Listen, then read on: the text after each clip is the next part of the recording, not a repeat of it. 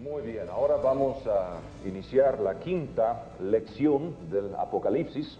Estamos en el capítulo 2, pero antes vamos a repasar lo que vimos en el versículo 19 del primer capítulo, porque les dije que aquí en versículo 19 tenemos la clave para entender el bosquejo, las divisiones de este libro. Escribe las cosas que has visto y las que son y las que han de ser después de estas. Este libro tiene tres divisiones: pasado, presente y futuro. Pero tenemos que recordar lo que aprendimos en el versículo 10. Juan está en lo que para nosotros es el futuro.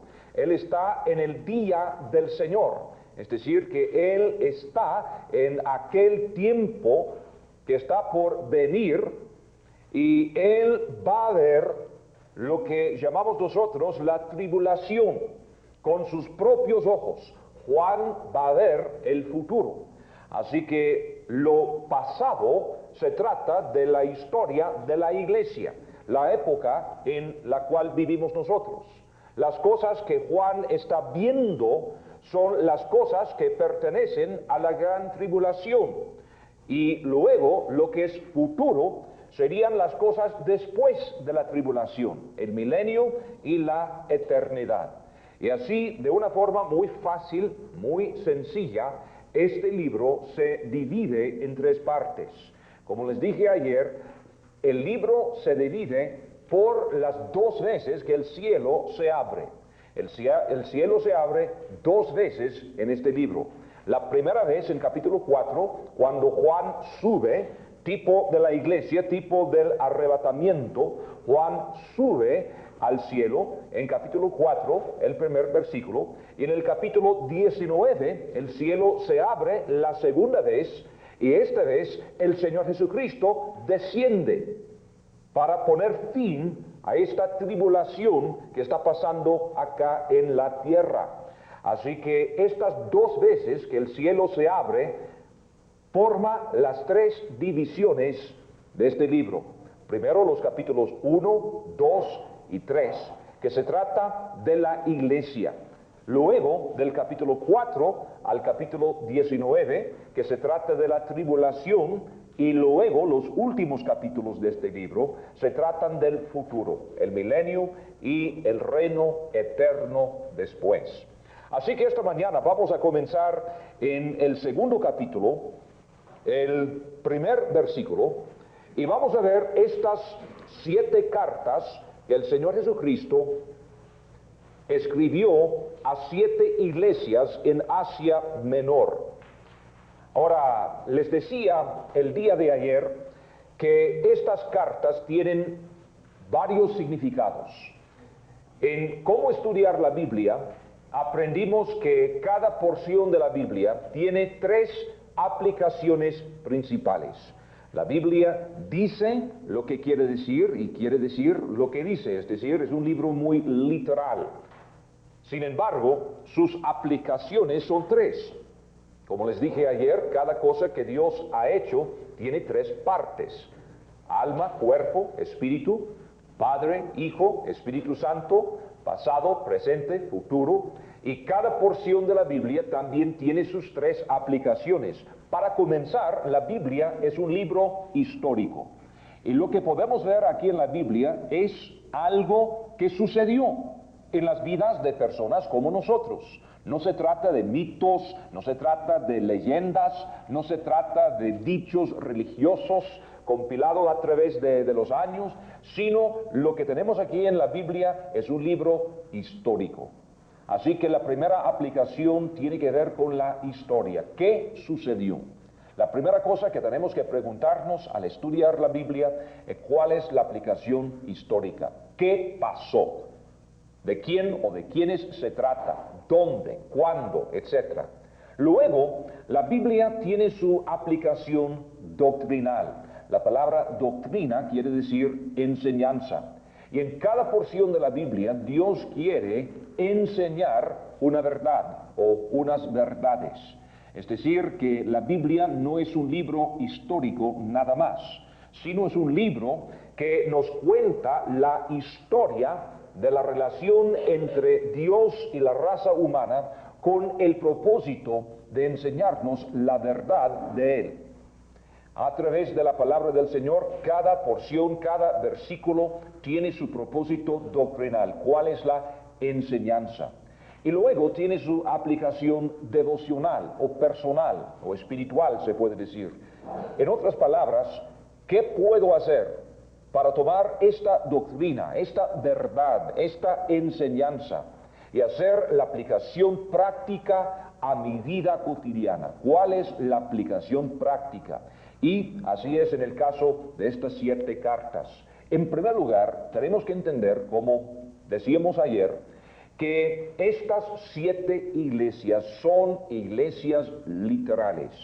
Había 7 iglesias en Turquía, o Asia Menor, como decimos hoy en día, cuando Cristo dictó estas cartas. Se tratan de 7 iglesias literales, históricas.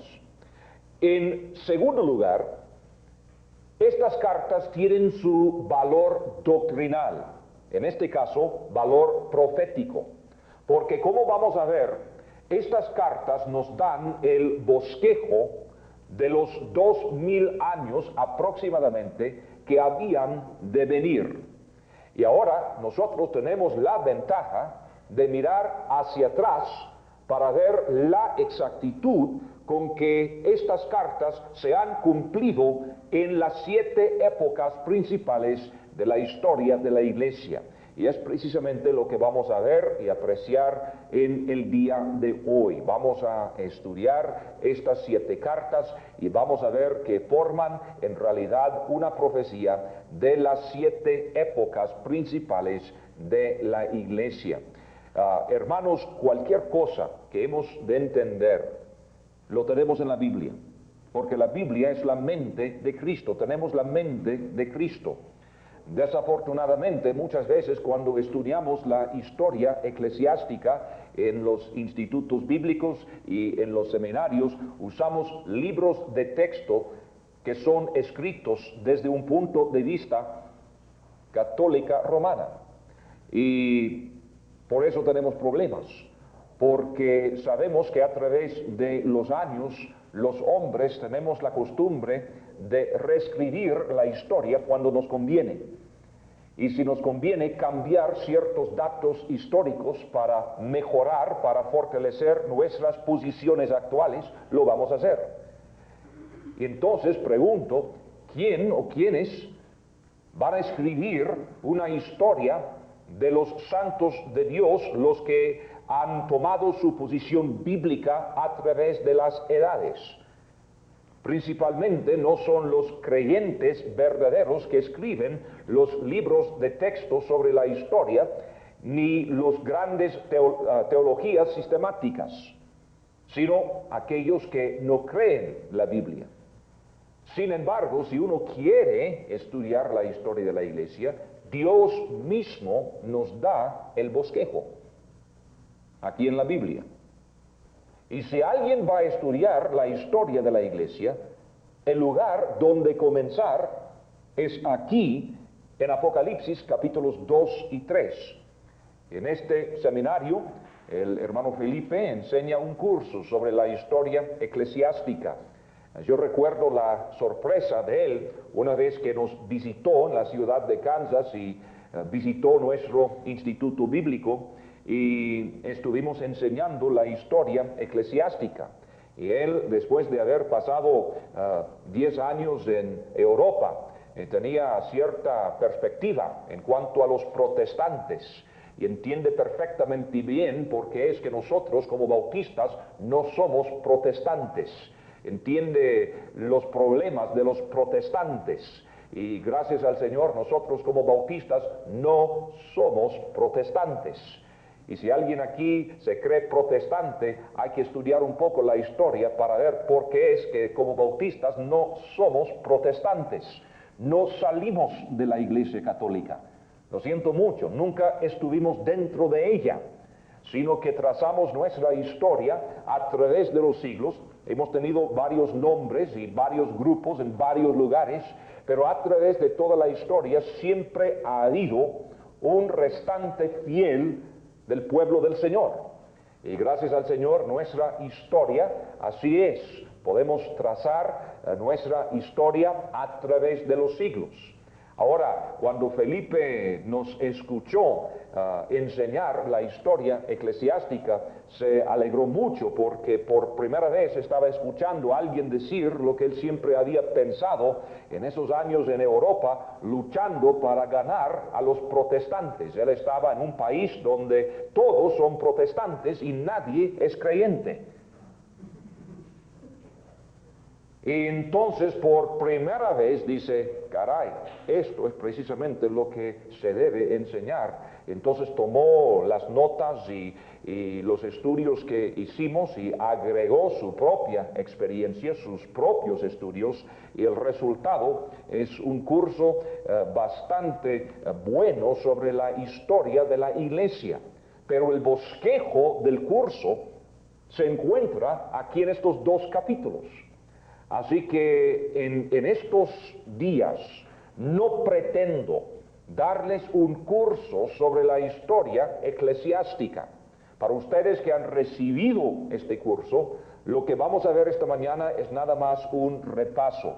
Y para ustedes que no han recibido este curso, espero que sea una motivación para profundizarse en este tema tan importante. Hermanos, no podemos saber dónde estamos si no sabemos de dónde venimos. Y si no sabemos dónde estamos, no sabemos a dónde vamos. Así que es imposible tener victoria si no sabemos de dónde venimos. Es imposible tener propósito, tener metas, tener objetivos si no entendemos bien la historia. Así que por eso es tan importante. También en su sentido doctrinal. Creo que estas 7 cartas también tendrán una relación importante para las iglesias que se encontrarán durante la tribulación. Vamos a recordar que aunque la iglesia de Cristo, es decir, nosotros, seremos arrebatados poco antes de la tribulación, que habrá muchos creyentes durante la tribulación, porque 144,000 judíos se van a convertir como Pablo y van a proclamar el evangelio de Cristo Jesús por todo el mundo, y multitudes van a creer, multitudes van a recibir al Señor Jesucristo. Y creo que estas cartas tendrán mucho que decir en aquel día, en los días de la tribulación, a los creyentes quienes aceptan al Señor Jesucristo. Pero de esto vamos a hablar después. En el sentido personal, es decir, haciendo la aplicación devocional de todo esto, estas 7 cartas, como les dije, nos dan 7 características de iglesias hoy en día. Estas 7 iglesias nos enseñan que cualquier iglesia hoy en día cabe dentro de uno de estos patrones. Cada iglesia hoy en día corresponde a una de las iglesias que vamos a estudiar enseguida. Y aún de una forma más personal, estas iglesias nos enseñan cuáles son las varias etapas de crecimiento espiritual para cualquier creyente, es decir, cualquier creyente se encuentra en una de las condiciones enseñadas por el ejemplo de estas 7 iglesias. Y además, como les dije anteriormente, aquí en estas cartas podemos aprender 7 estrategias de Satanás para atacar la iglesia del Señor Jesucristo. Ahora, estudiando estas 7 cartas, vamos a seguir un patrón constante. Es decir, vamos a buscar en cada carta 6 cosas, tan solo para organizar nuestros estudios. En cada caso, vamos a seguir este mismo patrón para tener un orden, porque como repito, sinceramente podríamos pasar 20 o 40 horas tan solo estudiando estas 7 cartas, fácilmente. Así que lo único que queremos ver ahora es el fundamento que se establece por el Señor Jesucristo en estas cartas. Vamos a ver primero la comisión que recibe cada iglesia de parte del Señor Jesucristo. La primera palabra es comisión, y cada una de estas palabras se repite 7 veces en sus carpetas porque es el bosquejo que vamos a seguir. Luego vamos a ver a Cristo.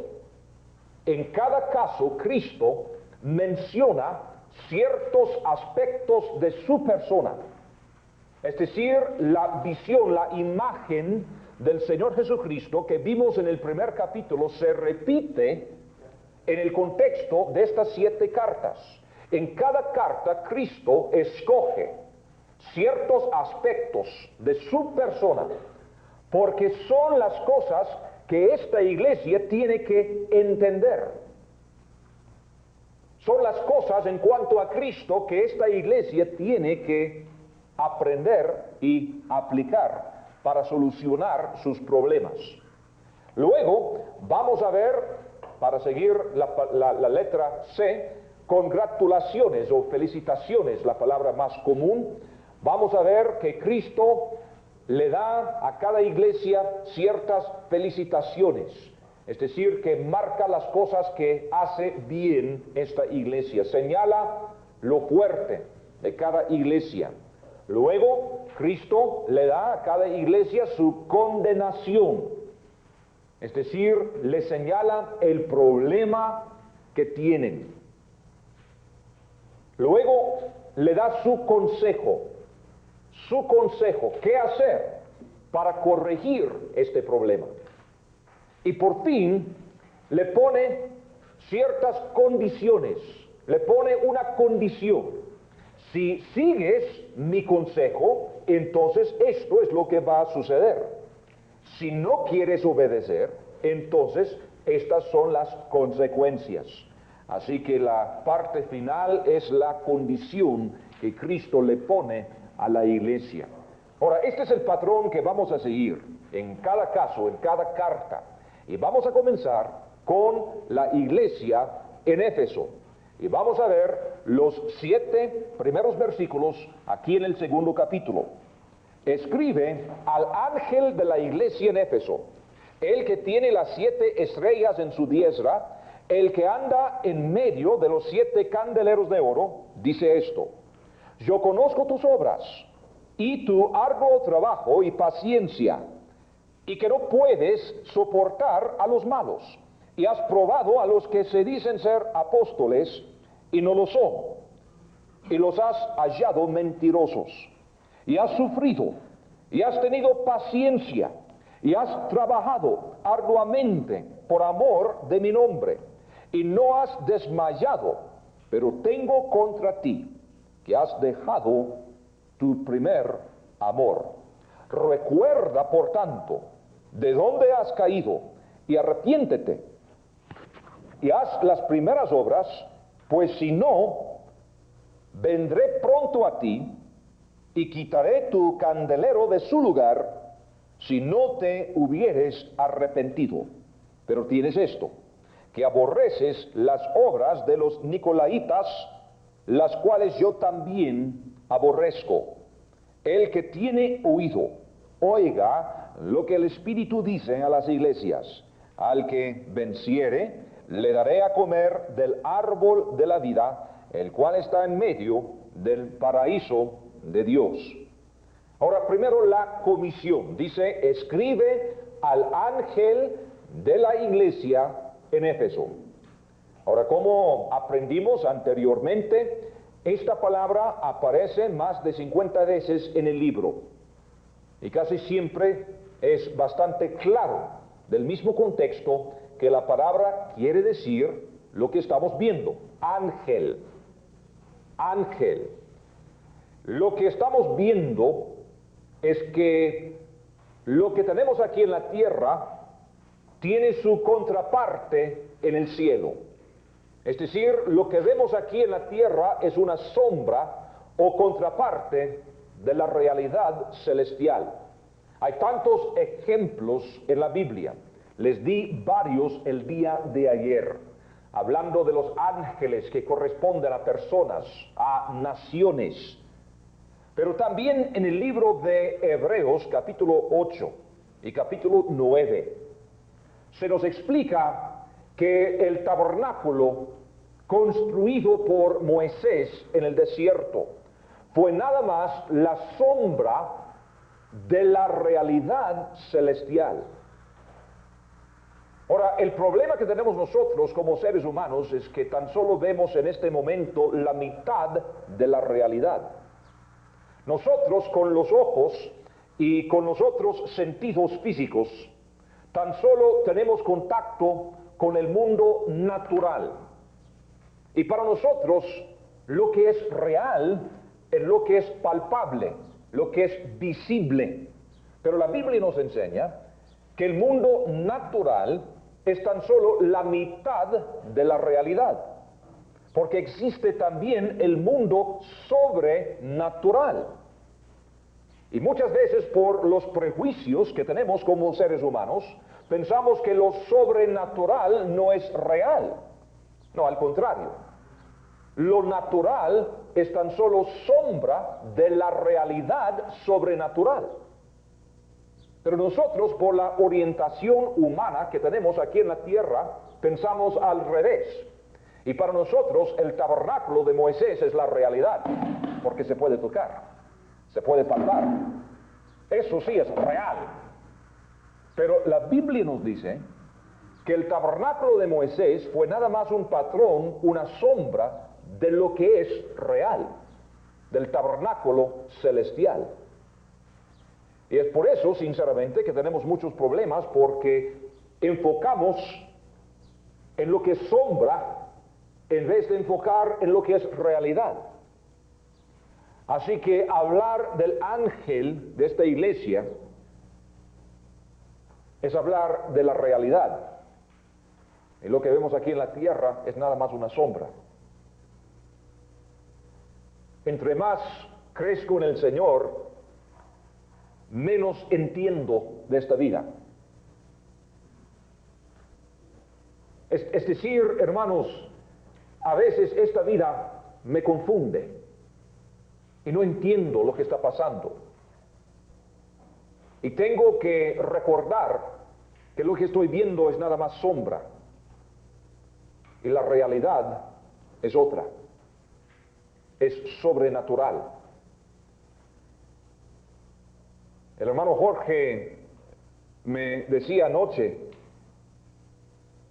lo increíble que ha pasado en esta iglesia hace muchos años, que extranjeros no predican en esta iglesia, y en un espacio de 2 o 3 semanas, 2 extranjeros predican en esta iglesia. El primero llega hace 2 o 3 semanas y predica un día domingo del libro de Génesis, capítulo 14 o 15, y su tema es el peligro de estar dormido, utilizando el caso de Abraham. Y llego el día lunes y predico del libro de los Hechos sobre el tema, el peligro de estar dormido, sin saber lo que había pasado hace unas semanas. Ahora, hermanos, estas cosas no son por coincidencia, no es por casualidad, sino que nosotros somos nada más instrumentos del Señor y no sabemos lo que está pasando. Como digo, más entiendo, menos entiendo de lo que está pasando en esta tierra. Y por eso estoy seguro que en las regiones celestes hay una batalla celestial en cuanto a esta iglesia. Porque de lo que estoy viendo, esta iglesia es una iglesia que quiere seguir adelante, que quiere tener impacto en este mundo. Y les aseguro que el diablo no simplemente dice, vaya pues, adelante,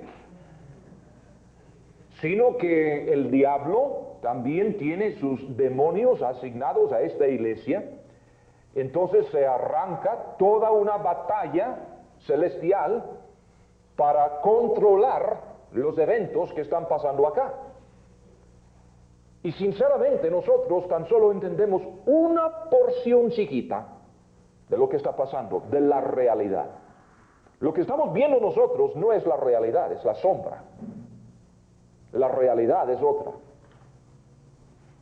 Así que decir, escribe al ángel de la iglesia en Éfeso, no debe ser sorpresa para nosotros. Naciones tienen sus ángeles, como aprendimos en Daniel, y las personas también, como aprendimos en Mateo 18, y aprendimos también las implicaciones de Efesios capítulo 6, versículo 12, la actividad celestial, de lo cual conocemos muy poco. Ahora, la ciudad de Éfeso, hablando de esta comisión, ¿qué podemos decir en cuanto a la ciudad de Éfeso? El nombre Éfeso significa deseable, deseable. Fue la primera metrópoli de Asia. Llevaba el nombre el mercado de Asia porque era un gran centro de comercios. Tenía su buen puerto, mucha actividad comercial. Se centraliza en esta ciudad de Éfeso. Fue un centro bancario también. En cuanto a su condición espiritual, a pesar de ser una ciudad grande, sofisticada, rica, activa, era también una ciudad muy pagana.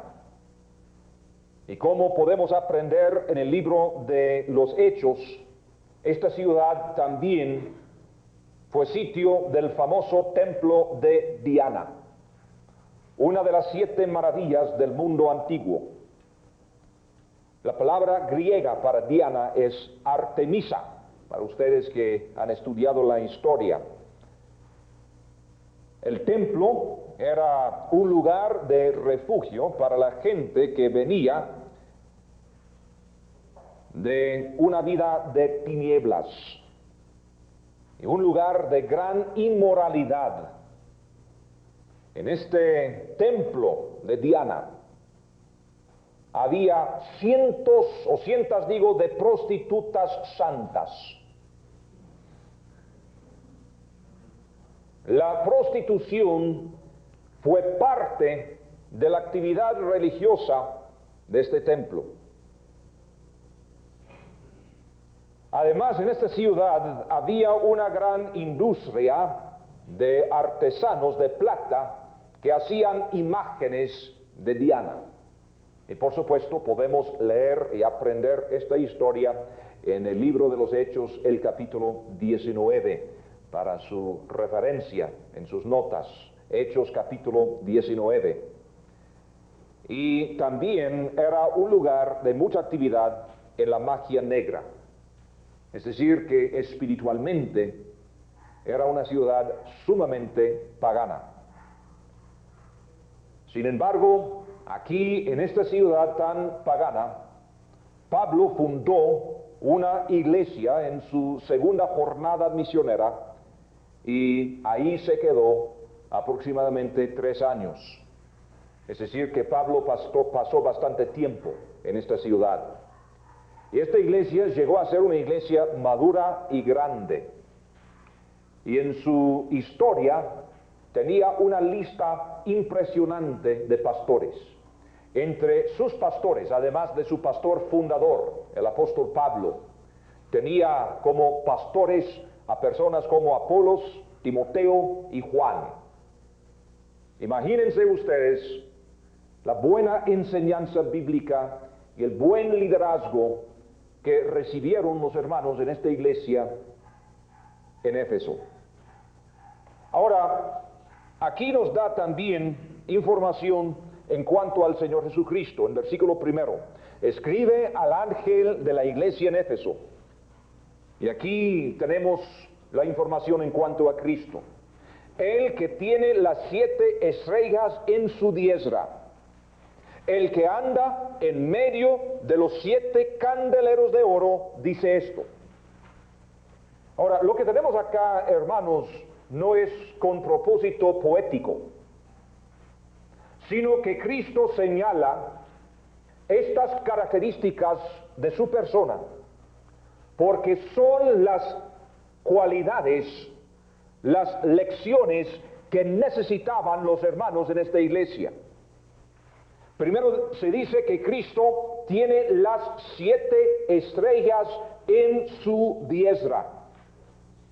Tenía en su diestra los representantes, celestiales de estas iglesias. El lenguaje griego es muy fuerte en este punto. Generalmente el verbo en este caso es seguido por el caso genitivo, pero aquí usa el caso acusativo porque implica que el objeto, en este caso las 7 estrellas, es algo tan pequeño que se esconde en la mano. Es decir, Cristo dice, yo tengo en mi diestra las 7 estrellas, aquí, donde nadie me las quita. Ayer vimos las palabras de Cristo en Juan capítulo 10, versículos 28 al 29, donde Cristo habla de sus ovejas, que las tiene en su mano, y nadie se las puede quitar. Luego, Cristo dice que anda en medio de los 7 candeleros de oro. En el primer capítulo aprendimos que estos 7 candeleros de oro son las 7 iglesias, según Apocalipsis 1:20. Y recordamos la promesa de Cristo en Mateo 28, que Él estará con nosotros todos los días hasta el fin del mundo. Y recordamos su promesa en Mateo 18, versículo 20, diciendo que donde 2 o 3 se congregan en su nombre, ahí está Él. Cuando no entendemos o cuando no aplicamos estas 2 verdades doctrinales, vamos a tener problemas serios en la vida cristiana. Primero, tenemos que reconocer que siempre estamos en la mano del Señor Jesucristo. Y cuando no entendemos la seguridad que tenemos en Él, cuando no entendemos el control que Él tiene sobre nuestras vidas con su poder soberano, vamos a tener problemas. Muchas iglesias tratan de hacerlo todo por su propia cuenta, pidiendo la bendición del Señor, pero sin entender que el Señor está en el control completo de nuestras vidas. Y por eso arrancamos nuestros programas y nuestras actividades olvidando el hecho de que Cristo nos tiene en su mano. Por otro lado, si no entendemos que Él siempre está con nosotros, de nuevo la tendencia es tratar de hacerlo nosotros mismos sin entender que Él está con nosotros en cada momento. La iglesia o la persona que no entiende esta cosa es la persona que cae en una trampa de tener una vida llena de muchas actividades y poco poder espiritual. Y es precisamente lo que pasó en esta iglesia. Pero antes de hablar de los problemas, vamos a pasar a las felicitaciones que Cristo les da, las congratulaciones que se encuentran aquí principalmente en los versículos 2 y 3. Yo conozco tus obras. Sus ojos son compenetrantes. Nada se escapa de su conocimiento. Hermanos, esta iglesia era una iglesia buena, activa, fuerte, sólida. Una iglesia de muchas obras. Y Cristo dice, conozco tus obras. Para bien o para mal, conozco tus obras. Él todo lo sabe. Señor, mira lo que estamos haciendo. Sí, conozco tus obras. Una iglesia trabajadora. Dice aquí también, y tu arduo trabajo. 2 veces enfatizado aquí en versículo 3 dice, y has trabajado arduamente. Una iglesia trabajadora. De nuevo, la palabra que aquí se traduce es una palabra muy fuerte. En el griego implica un trabajo que nos hace sudar. No se trata de actividad nada más, se trata de un trabajo que nos hace sudar. Desafortunadamente parece que entre más vamos creciendo en rango eclesiástico, menos sudamos. Precisamente por los problemas que vamos a ver en esta iglesia. Pero esta iglesia supo sudar. Buena iglesia, buena iglesia. Las buenas obras sí tienen lugar en nuestras vidas. En Efesios capítulo 2, versículo 8, pasaje tan famoso que citamos a cada rato para enseñar la manera de la salvación, cuando dice, porque por gracia sois salvos por medio de la fe, y esto no de vosotros, pues es don de Dios, no por obras, para que nadie se gloríe. Pablo sigue diciendo en el versículo 10, porque somos hechura suya, creados en Cristo Jesús para buenas obras, las cuales Dios preparó de antemano para que anduviésemos en ellas.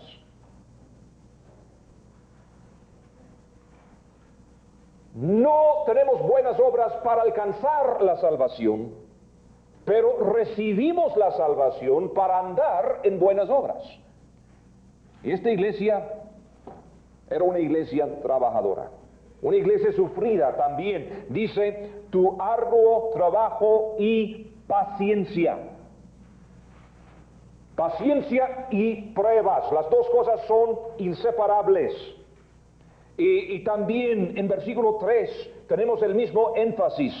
Y has sufrido y has tenido paciencia. Aprendimos en la primera o la segunda lección la conexión entre las pruebas y la paciencia. Además, esta iglesia era una iglesia separada. Porque dice aquí en versículo 2, y que no puedes soportar a los malos. Y has probado a los que se dicen ser apóstoles y no lo son, y los has hallado mentirosos. Una iglesia separada. Una iglesia, la palabra viene de la palabra griega eclesia, la palabra que significa los llamados fuera. En este caso, la falta de tolerancia es una virtud. Es una iglesia separada del mundo. Esta iglesia había seguido las instrucciones de Romanos capítulo 16, versículo 17, cuando Pablo dijo, Romanos 16, 17, mas os ruego, hermanos, que os fijéis en los que causan divisiones y tropiezos en contra de la doctrina que vosotros habéis aprendido, y que os apartéis de ellos. Porque tales personas no sirven a nuestro Señor Jesucristo, sino a sus propios vientres, y con suaves palabras y lisonjas engañan los corazones de los ingenuos.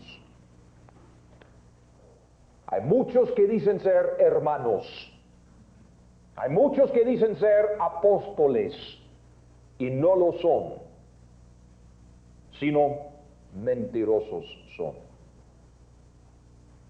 Y la buena iglesia de hoy en día es la iglesia que tiene que reconocer lo que son.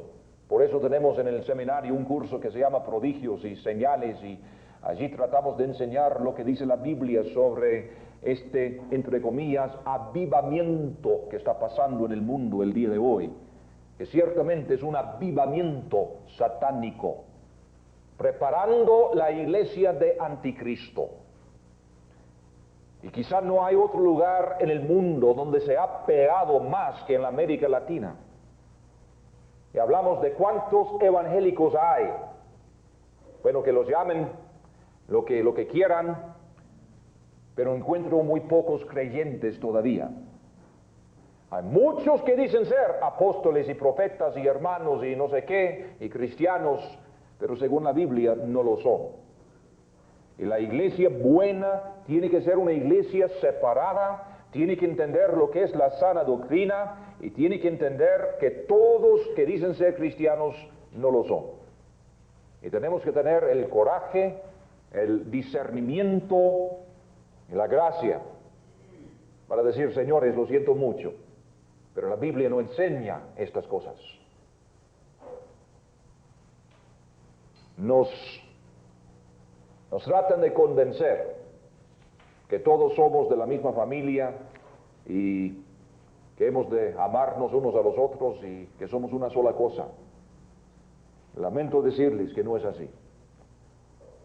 Y también quiero decirles que esta no es la única época en que hemos tenido este problema. A través de toda la historia eclesiástica ha habido profetas falsos, maestros falsos, doctrina falsa. Y la iglesia buena tiene que aprender a distinguir entre lo que es la Biblia y lo que es la doctrina de los hombres. Los malos, aquí en versículo 2, que no puedes soportar a los malos, se refiere a mendigos profesionales de aquel entonces que andaban de iglesia en iglesia pidiendo sostén porque estaban haciendo la obra del Señor, pero no eran creyentes. Es interesante que lo mismo sucede hoy en día. Mendigos profesionales que van de iglesia en iglesia pidiendo dinero para sus ministerios que no existen, pidiendo sostén para hacer cosas que no están de acuerdo con la enseñanza de la Biblia. Y es por eso que tenemos instrucciones específicas en la Biblia, como las que encontramos, por ejemplo, en 1 de Juan, capítulo 4, el primer versículo, muy conocido: amados, no creáis a todo espíritu, sino probad los espíritus si son de Dios, porque muchos falsos profetas han salido por el mundo, dijo Juan en el primer siglo. En 2 Tesalonicenses capítulo 3 versículo 10, 2 Tesalonicenses 3 versículo 10, Pablo nos dijo: porque también cuando estábamos con vosotros os ordenábamos esto, si alguno no quiere trabajar, tampoco coma. Hablando de aquellos malos que andaban de iglesia en iglesia con sus cartas de recomendación, pidiendo ayuda, porque yo soy un hermano cristiano, yo soy tu hermano en Cristo, pero hablando a fondo con estas personas, encontraban que no era así, sino mentirosos. Pablo dice, bueno, si alguien quiere comer, qué bueno es trabajar, hasta sudar, como aprendimos antes. Falsos profetas, como Pablo nos advierte en 2 de Corintios 11:13, 2 de Corintios 11:13, y también en los Hechos, capítulo 20, versículo 29 al 30. También es una iglesia autónoma. En versículo 6 dice: pero tienes esto, que aborreces las obras de los nicolaitas, las cuales yo también aborrezco. Muy fuerte. En este caso, el odio es una virtud. ¿Por qué cosa hoy en día pensamos que odiar, aborrecer es algo malo, sobre todo si se trata de alguien que dice ser cristiano? Y Cristo dice que es una virtud. Tienes esto, que aborreces las obras de los nicolaitas, las cuales yo también aborrezco. ¿Quiénes son estos tipos, los nicolaitas? Lo que tenemos aquí es una transliteración de una palabra griega compuesta de dos palabras. Dos palabras griegas. La palabra Nico, que quiere decir conquistador,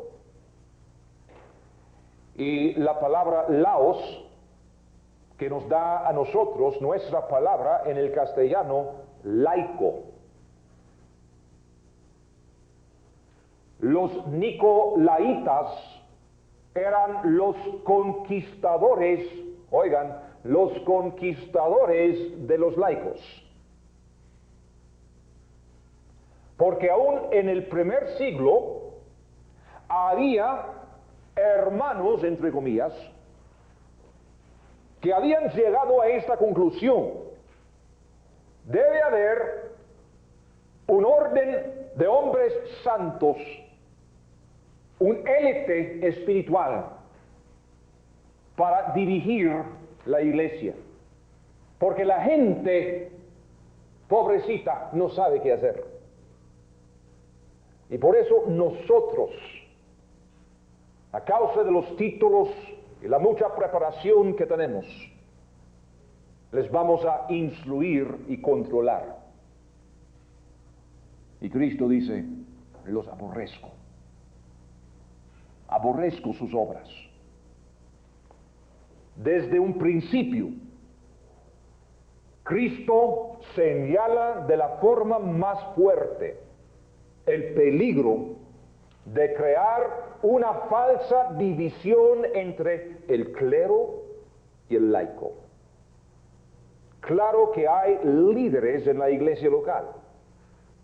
Claro que el pastor es el líder en la iglesia local. Claro que los miembros de la iglesia han de someterse a su liderazgo.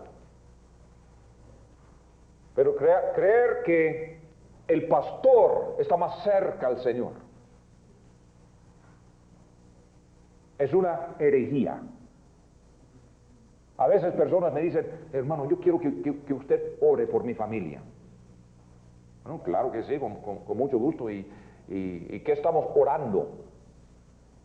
No, es que quiero que usted ore porque usted está más cerca al Señor. Momentito. No, Señor. Si quieres orar, vamos a orar.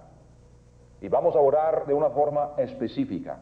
Pero no acepto llevar una tarjetita con el nombre de tu familia pensando que en algún momento yo, en un lugar secreto, me pongo en contacto con el Todopoderoso para traer alguna bendición sobre tu familia. Si tú no sabes hacerlo, pues yo menos, porque somos iguales.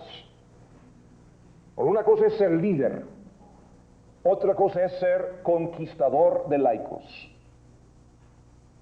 y ponerse uno en un plano arriba de la gente común.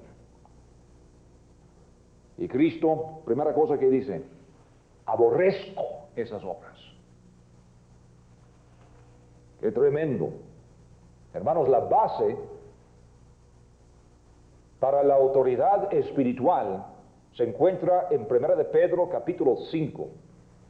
1 de Pedro 5, versículos 1 al 4, donde Pedro habla como anciano, es decir, como pastor.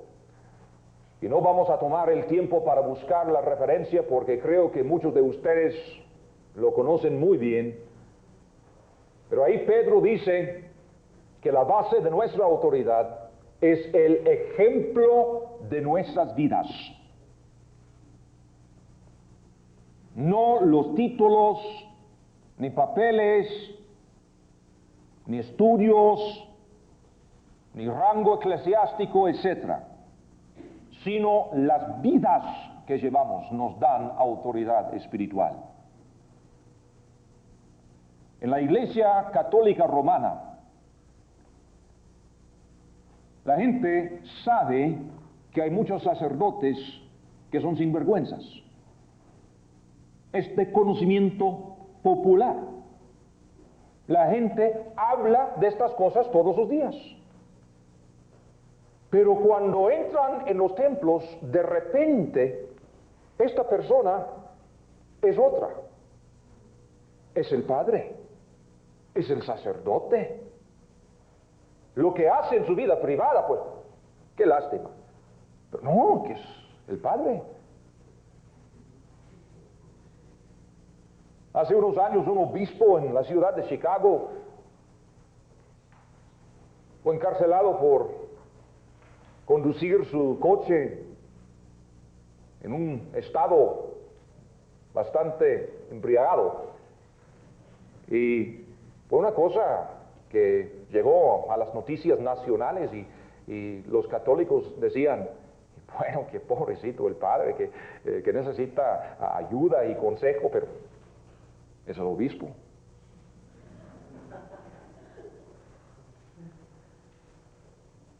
Y sin saberlo, hemos llegado a la iglesia bíblica con la misma mentalidad muchas veces.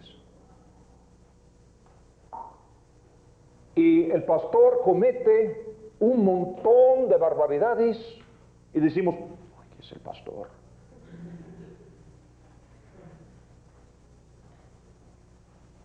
Pero en 1 de Pedro capítulo 5, Pedro dice claramente que la autoridad del pastor depende de su vida, no de su título, no de haber salido de X seminario, no por haber sido ordenado por X iglesia, sino por andar en el poder del Espíritu de Dios.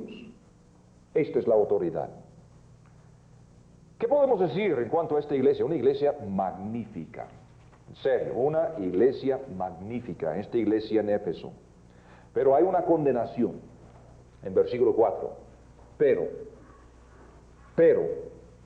tengo contra ti. Cada uno de nosotros estaríamos a gusto en esta iglesia. Una iglesia como las mejoras de nosotros. Pero tengo contra ti que has dejado tu primer amor. La palabra es dejado, no perdido. No se trata de la seguridad de la salvación, ni se trata de su sinceridad. No habían perdido su primer amor. No es que alguien se lo quitó. No es que se les haya extraviado. No dice, han dejado su primer amor. Aquí tenían su primer amor y lo dejaron. Han dejado su primer amor. Esta era la segunda generación en la iglesia en Éfeso. Y es lo mismo que pasó en el caso de la segunda generación de los israelitas. Cuando entraron en la tierra, todo el mundo andaba bien. Pero el libro de los Jueces habla de otra generación que llegó a ser una generación que no había visto las obras del Señor. Y esa generación dejó su primer amor. Esta iglesia ya tenía sus 40 años cuando Cristo escribe esta carta. Y nosotros tenemos el mismo peligro que esta iglesia en Éfeso. Aquí en México hay muchas iglesias que ya tienen sus años. Hay muchas iglesias que comenzaron bien, pero ahora hay otra generación que no vieron las obras del Señor y han dejado su primer amor. Dejamos el primer amor cuando hay otro amor que toma su lugar. La Biblia habla en 1 Timoteo 6:10 del amor al dinero. Cuando comenzamos a amar el dinero, dejamos el primer amor. En 1 de Juan 2:15 habla del amor a las cosas del mundo. Cuando comenzamos a amar a las cosas del mundo, dejamos el primer amor. En Mateo 10:37 la Biblia habla del amor a los familiares, que resulta en peligro espiritual, porque cuando amamos a los familiares más que a Cristo, dejamos el primer amor. Y todo problema se inicia cuando Cristo deja de ser el Señor de nuestra vida. Y después de esto, las obras que hagamos se vuelven inútiles. Una iglesia de muchas obras, buenas obras, pero una iglesia que había dejado su primer amor. Y ahora nosotros vamos a dejar este estudio, pero tan solo unos 5 minutos.